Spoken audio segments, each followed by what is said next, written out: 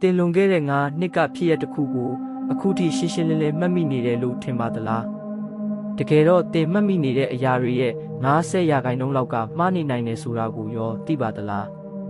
ငါတို့ရဲ့အုံနောက်ဟာအဖြစ်အပျက်တွေကိုအတိအကျသိမ်းဆည်းထားတဲ့ hard drive တစ်ခုမဟုတ်ပါဘူးသူကအဖြစ်အပျက်တွေကိုပြန်ပြောပြတိုင်းအသစ်ပြန်ရေးနေတဲ့ပုံပြောကောင်းသူတစ်ယောက်နဲ့ပို့တူပါတယ်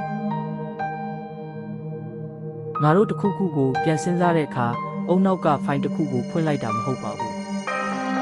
သူကမှတ်ဉာဏ်ပိုင်းစတွေကိုစူးစီးပြီးပြန်လည်တိဆောက် reconstruct တာပါအဲ့ဒီလိုပြန်တိဆောက်တဲ့အခါလွတ်နေတဲ့ကွက်လက်တွေကိုလက်ရှိကိုခံစားနေရတဲ့စိတ်ခံစားချက်တွေတခြားသူတွေစီကကြားရတဲ့သတင်းစကားတွေနဲ့အစားထိုးပြီးဖြည့်ဆွတ်လိုက်တတ်ပါတယ်ဒါကို false memory လို့ခေါ်ပါတယ်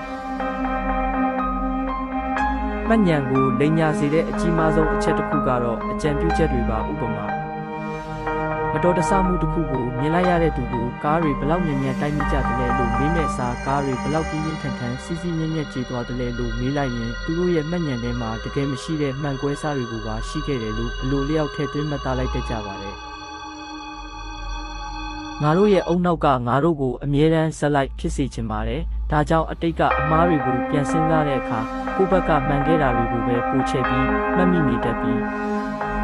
ကိုမားတွေကိုတော့မေ့ပစ်လိုက်တာဒါမှမဟုတ်ပုံဖြတ်လိုက်တာမျိုးတွေလုပ်တတ်ပါတယ်ဒါဟာငါတို့ရဲ့အကောက်ကိုကာကွယ်ဖို့အုံနောက်ကသုံးတဲ့နည်းလမ်းတစ်ခုပါ